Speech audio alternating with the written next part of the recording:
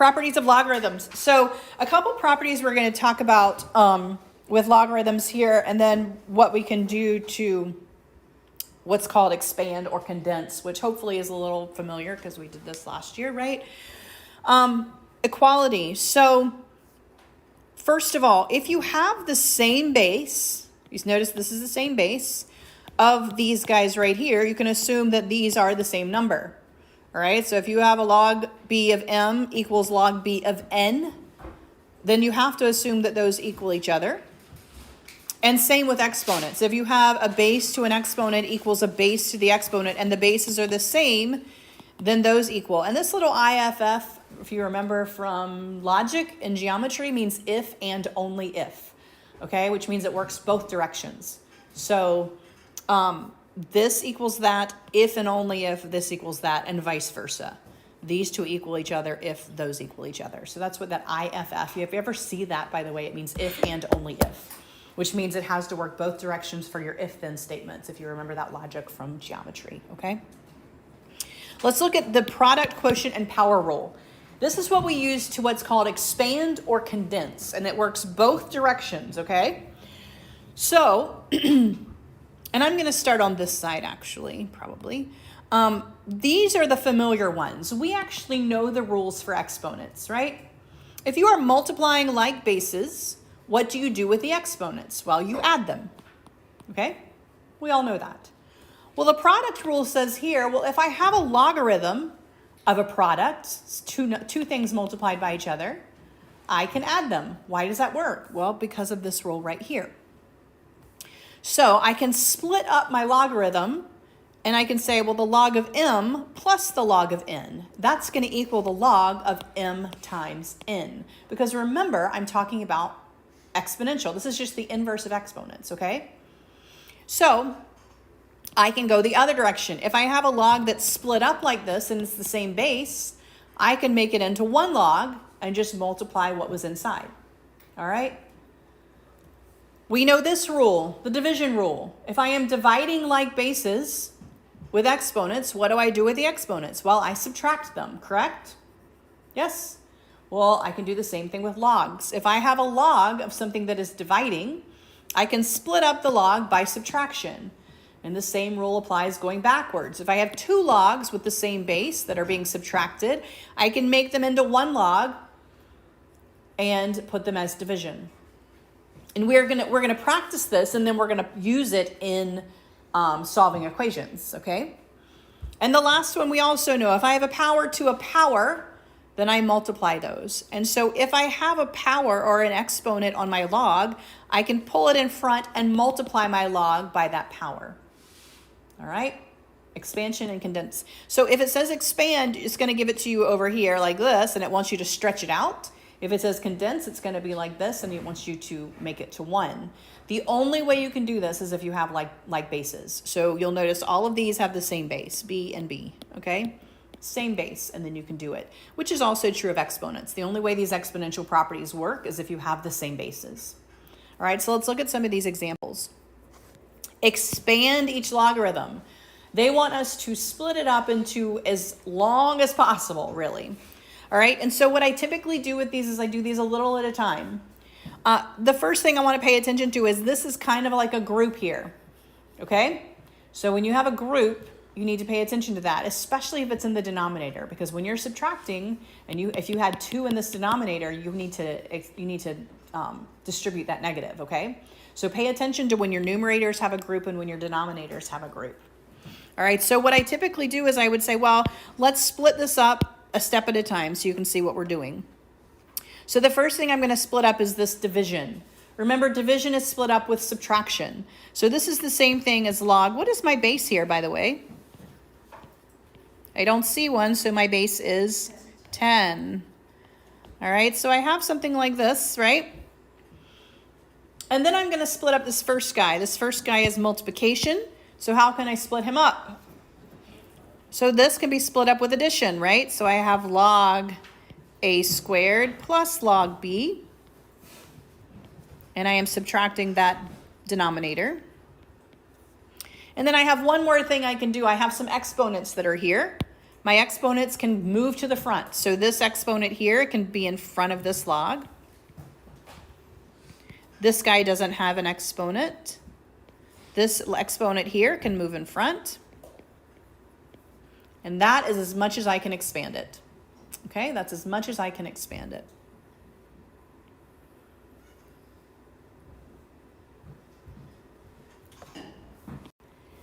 The next one utilizes a root. Now remember, a root is just another form of an exponent, right? So anytime I have a root, I'm going to rewrite it as an exponent before I start expanding it.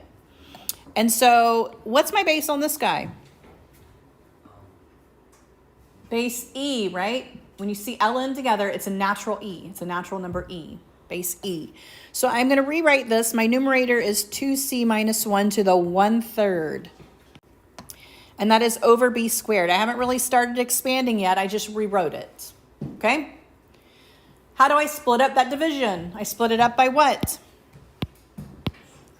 Subtraction. So I'm going to say the natural log of the numerator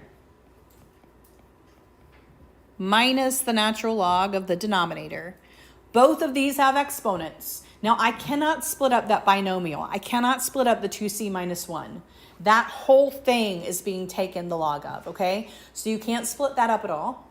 The only way you can split it up if we have multiplication or division, okay? We can't split up an addition or subtraction. That's a binomial. The whole thing is in that log, okay? But I can move this, these exponents out of the way. So this exponent can go in front. And I'm going to show you how they typically write this.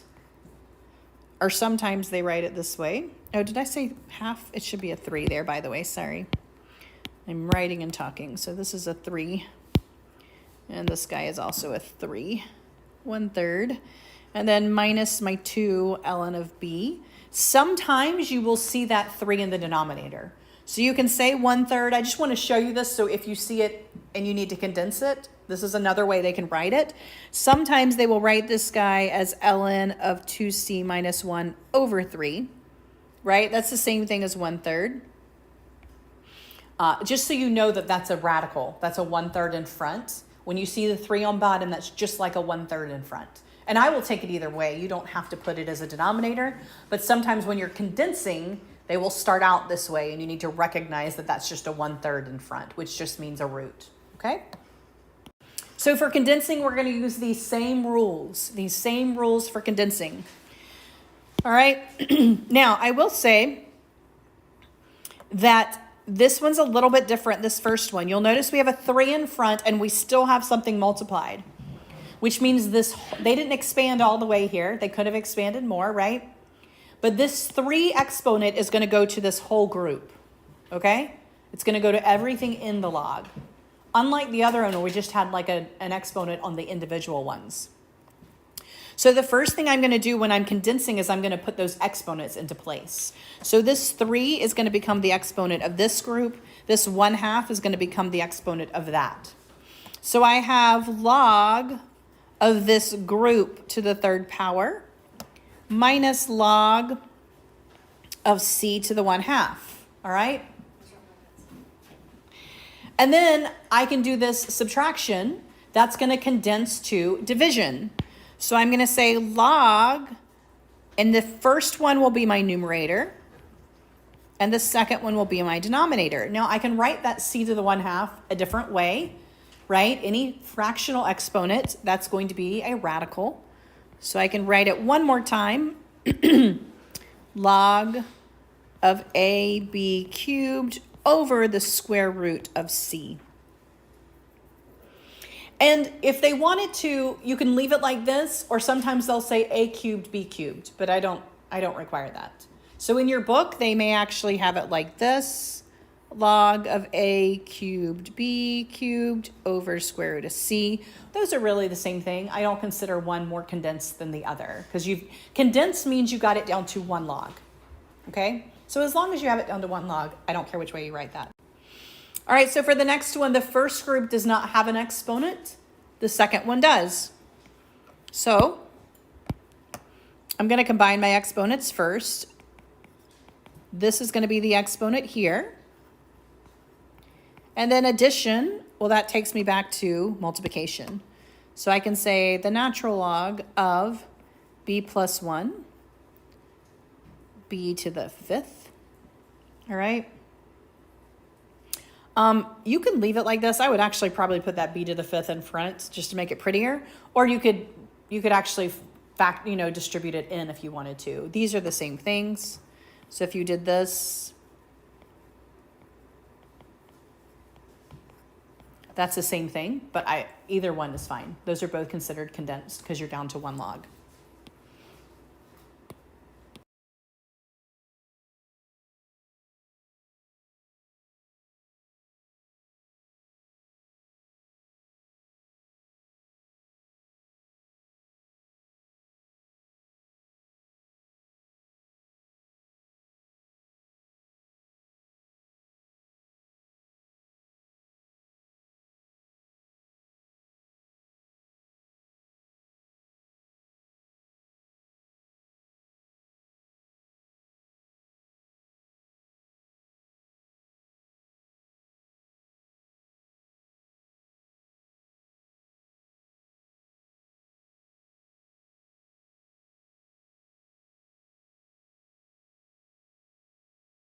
Right, so change of base formula. So you'll notice on your calculators you have a log and you have an ln. And yes, within your programming of your calculator, you can actually change your bases in your logs. But honestly, I really think change of base is easier. It's just as easy to just divide 2 logs than to go in and change the base in your programming calculator, which you can do for some calculators. Change of base is just easier.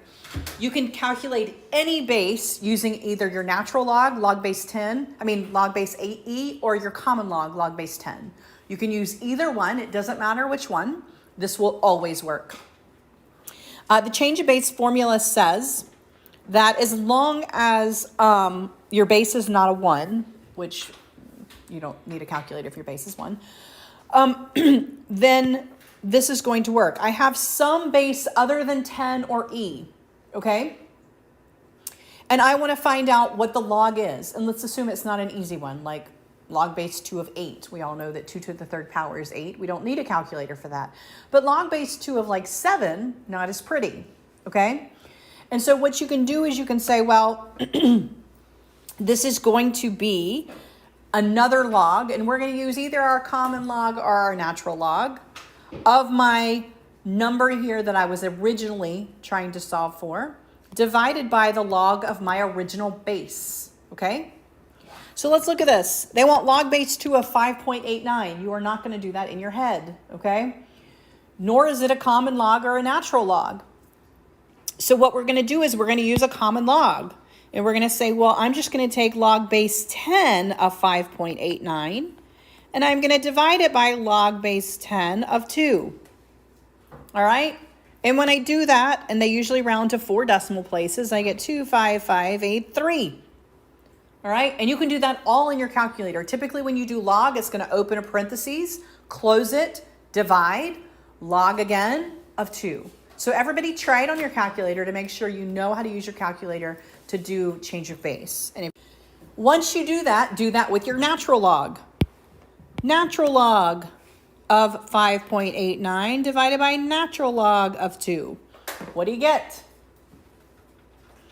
Hopefully the same thing. Or you did it wrong. It works with any log. You could do log base 5 of 5.89 divided by log base 5 of 2. Not that that would be very practical, but any log, as long as you do it that way, it will work. So the log of the number you were trying to take the log of to begin with, divided by the log of your original base, will always be that answer. Which means, by the way, if in your calculator then you did 2 to the 2.5583, it should be approximately 5.89, because that's what you found. 2 to what power equals 5.89? All right, that's what you're asking when you're asking this. All right, and so you can always check your answers here, by the way, by taking your original base to the power of whatever you found when you did change of base. All right.